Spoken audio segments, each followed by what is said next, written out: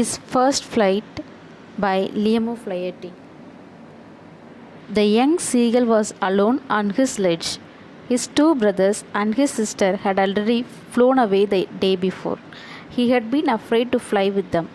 Somehow, when he had taken a little run forward to the brink of the ledge and attempted to flap his wings, he became afraid. The great expanse of sea stretched down beneath, and it was such a long way down, miles down. He felt certain that his wings would never support him. So he bent his head and ran away back to the little hole under the ledge where he slept at night. ஒரு இளம் கடற்பறவை தனியாக அதோடைய ledge மேலே நின்றுட்டு இருந்துச்சான். லெட்ஜுனா ஒரு நேரோ shelf that ஜட்ஸ் out from ய வேர்ட்டிக்கல் சர்ஃபேஸ், அதாவது ஒரு செங்குத்து மேற்பரப்புலேருந்து சற்று வெளியே இருக்கக்கூடிய ஒரு குறுகிய அலமாரி. அந்த கடற்பறவையுடைய 2 சகோதரர்களும் சகோதரியும் முந்தின நாளே பறந்து போயிட்டாங்களாம். ஆனால் இதுக்கு பறக்கிறதுக்குனா ரொம்ப பயமா. சரி பறக்க ட்ரை பண்ணுவோமே சொல்லிட்டு கொஞ்சம் தூரம் ஓடி போயிட்டு என்ன பண்ணுச்சுன்னா அதோடைய ரெக்கையை அசைக்க முயன்றுச்சான். ஆனால் இருந்தாலும் அதுக்கு ரொம்ப பயமாக இருந்துச்சான். ஏன்னா அதுக்கு கீழே ஒரு பெரிய கடல் இருந்துச்சான், நீண்டு இருந்துச்சான். அது ரொம்ப தூரமாக, ரொம்ப மைல் தூரம் கடந்து போனால் தான் அந்த கடலை தாண்ட முடியுமா. அதனால அது என்ன நினச்சுன்னா, நம்மளுடைய ரெக்கை இவ்வளோ பெரிய கடலை தாண்டுறதுக்கு உதவுமா அப்படின்னு சொல்லிட்டு அதுக்கு மேலே அதுக்கே நம்பிக்கை இல்லையா. அதனால் என்ன பண்ணுச்சுன்னா, அது தன்னுடைய தலையை குனிஞ்சு நைட்டு தூங்கிட்டு இருந்த அந்த லெட்ஜுக்கு கீழே இருந்த ஒரு சின்ன குழிக்கு ஓடியே போயிட்டான். Even when each of his brothers and his little sister, whose wings were far shorter than his own, ran to the brink, flapped their wings and flew away, he failed to muster up courage to take that plunge which appeared to him so desperate. His father and mother had come around, calling to him shrilly, scolding him, threatening to let him starve on his sledge unless he flew away. But for the life of him, he couldn't move. இந்த கடற்பறவையோட ரெக்கைகளை விட ரொம்ப குட்டியாக தான் இருந்துச்சான் அதோடைய சகோதர சகோதரிகளுக்கு ரெக்கைகள். ஆனால் அவைகளே என்ன பண்ணுச்சுன்னா, ரன் டு த பிரிங்க், அதாவது விளிம்பை நோக்கி ஓடி ரெக்கைகளை விரித்து பறந்து போயிட்டாங்களாம். ஆனால் இதுக்கு அந்த தைரியம் இல்லையா. ஏன்னா இது என்ன நினச்சிட்டு இருந்துச்சுன்னா, எங்கே நம்ம பறந்தோம்னா அந்த கடலில் மூழ்கிடுவோமோ அப்படின்னு ரொம்ப டெஸ்பரேட்டாக நினச்சிட்டு இருந்துச்சு. ரொம்ப அவநம்பிக்கையாக இருந்துச்சான். அப்போ அவங்களுடைய அப்பா அம்மா 2 பேரும் என்ன பண்ணுறாங்க, காலிங் டு ஹிம் ஸ்டில்லி, அதாவது ரொம்ப கூச்சலிட்டு அவனை கூப்பிடுறாங்க. கூப்பிட்டு திட்டிட்டு, நீ இப்படியே இங்கே பறக்காமல் இருந்துட்டு இருந்தேன்னா பட்டினி தான் கிடப்ப அப்படின்னு அதை மிரட்டுதாங்க. ஆனால் இந்த கடற்பறவையால் என்ன பண்ண முடியல, கொஞ்சம் கூட ஒரு ஸ்டெப் கூட மூவ் பண்ண முடியலையா. That was 24 hours ago. Since then, nobody had come near him. The day before, all day long, he had watched his parents flying about with his brothers and sister, perfecting them in the art of flight, teaching them how to skim the waves and how to dive for fish. He had, in fact, seen his older brother catch his first herring and devour it, standing on a rock while his parents circled around, raising a proud cackle. And all the morning, the whole family had walked about on the big plateau midway down the opposite cliff, laughing at his cowardice. இது 24 மணி நேரத்துக்கு முன்னாடி நடந்துச்சு. அப்போயிலேருந்து யாருமே இந்த கடற்பறவை பக்கத்திலே வரலை. அதாவது முந்தின நாள் ஃபுல்லாகவே என்னாச்சுன்னா, அந்த கடற்பறவையோட பேரண்ட்ஸ் என்ன பண்ணுறாங்க, அதோடைய பிரதர்ஸ் அண்ட் சிஸ்டர்ஸ்க்கு எப்படி பர்ஃபெக்டாக பறக்கணும் அப்படின்னு சொல்லிட்டு கற்றுக் கொடுத்துட்ருக்காங்க. எப்படி அலைகளில் சறுக்கணும், எப்படி ஒரு ஃபிஷ்ஷை பிடிக்கிறதுக்காக டைவ் அடிக்கணும், இப்படி எல்லாமே சொல்லி கொடுத்துட்ருக்காங்க. அந்த டைமில் தான் அந்த கடற்பறவையோட அண்ணன் ஹெர்ரிங்கை விழுங்குவான். ஹெர்ரிங்னா ஒரு சில்வர் ஃபிஷ்ஷு. அதை விழுங்குறத பார்த்துக்கிட்டு இருப்பான். இந்த கடற்பறவை அந்த ராக்கில் நின்றுட்டுருக்கோம். அப்போ அவனுடைய பேரண்ட்ஸ்லாம் அவனை பார்த்துட்டு சிரிச்சிட்ருப்பாங்க. அந்த நாள் முழுதுமே என்ன பண்ணியிருப்பாங்கன்னா, அந்த ஹோல் ஃபேமிலியுமே ஒரு பெரிய பீடபூமி அந்த குன்றுக்கு ஆப்போசிட்டில் இருக்கும். அதில் நின்றுக்கிட்டு என்ன பண்ணுவாங்கன்னா, இவன் பறக்க முடியாமல் இருக்கான் அப்படின்னு சொல்லிட்டு இவனுடைய கோழைத்தனத்தை பார்த்து சிரிச்சிட்டு இருப்பாங்க.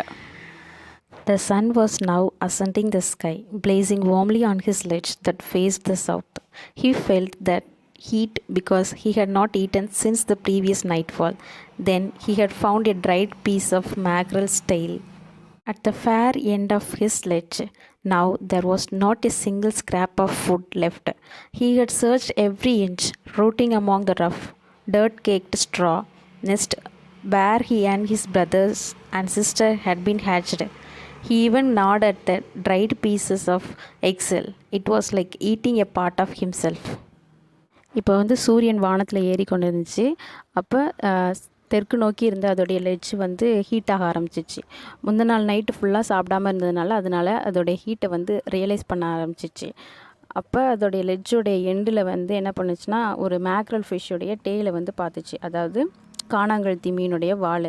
இப்போது வந்து ஒரு துளி சாப்பாடு கூட அதில் மிச்சம் இல்லை. அதனால அது என்ன பண்ணுச்சுன்னா அந்த கடற்பறவையும் அதோடைய சகோதர சகோதரிகளும் பிறந்த இடம், அதாவது குஞ்சு பறிக்கப்பட்ட இடத்துல போய் அங்கே வந்து எப்படின்னா ஒரு அழுக்கு படிஞ்ச ஒரு வைக்கோல் நடுவில் வந்து என்ன பண்ணுச்சுன்னா போய் சாப்பாடை தேடி பார்த்துட்டு இருந்துச்சு.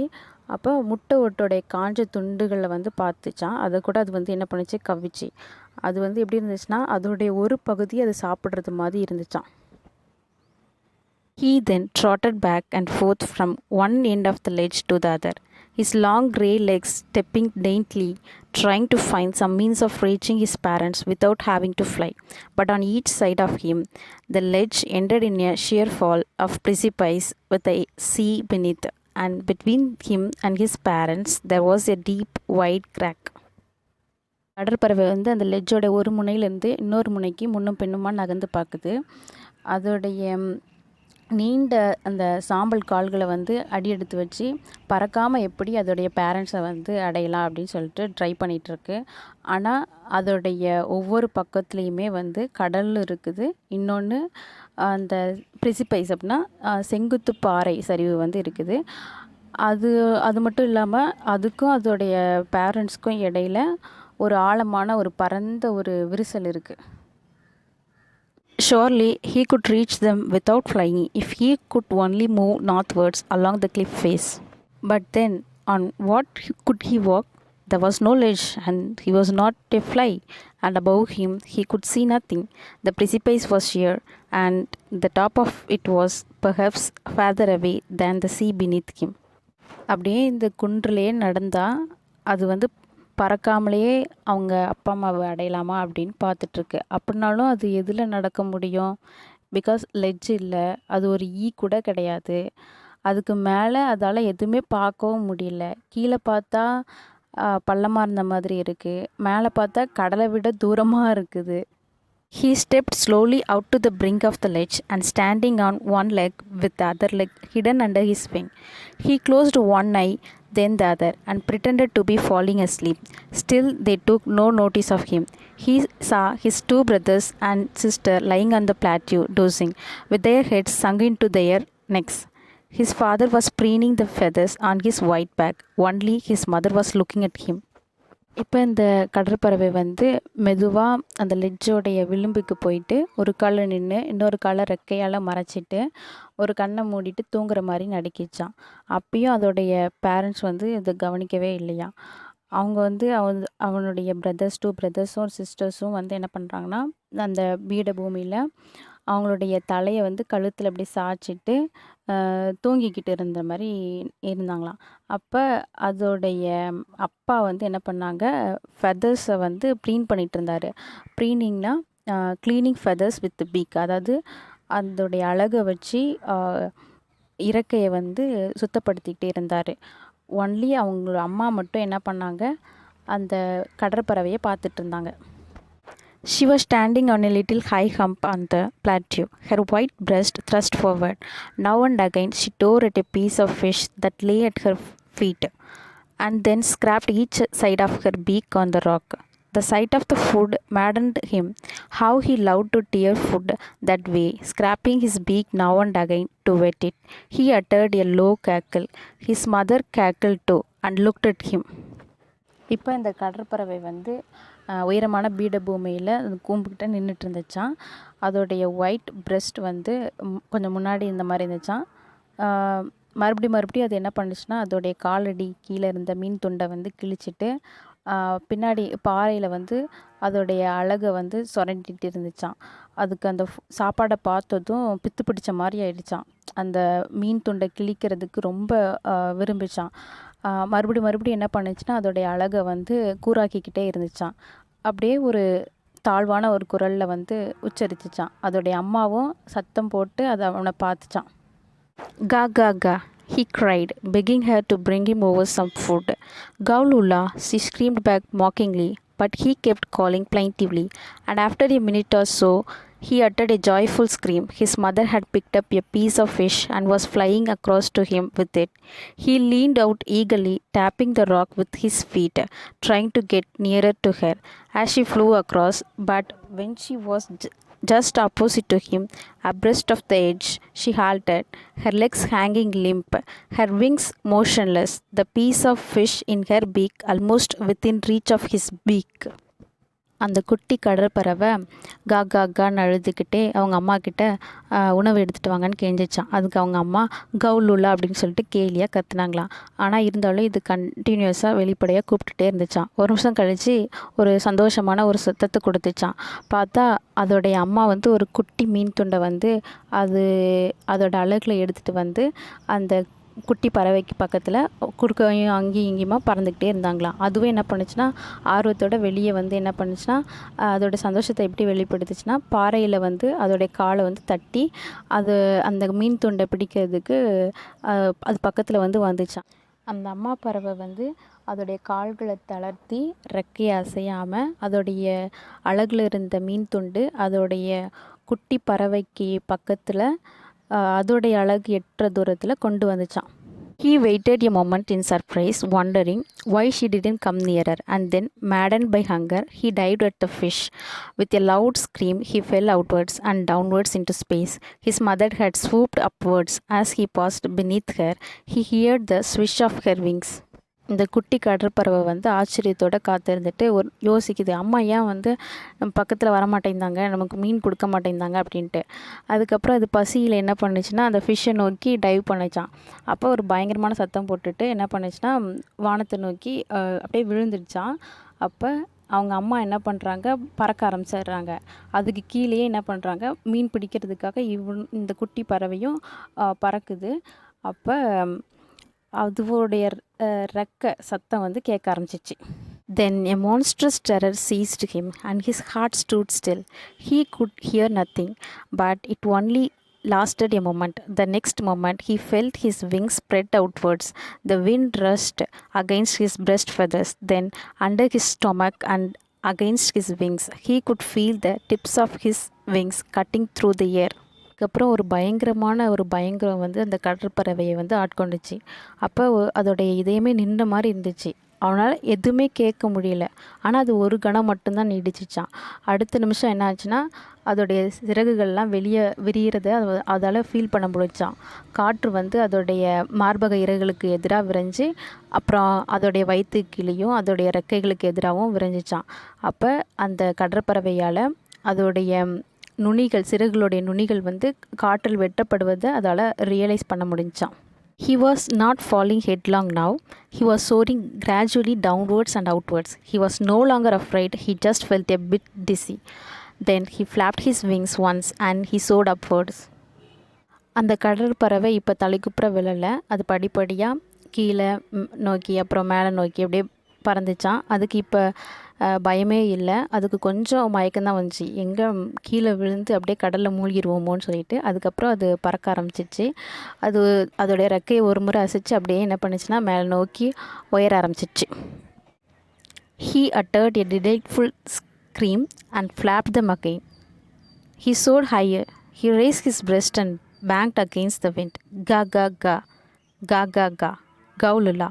His mother swooped past him, her wings making a loud noise. He answered her with another scream. Then his father flew over him, screaming. Then he saw his two brothers and sister flying around him, soaring and diving. Then he completely forgot that he had not always been able to fly and commenced to dive and so shrieking shrilly.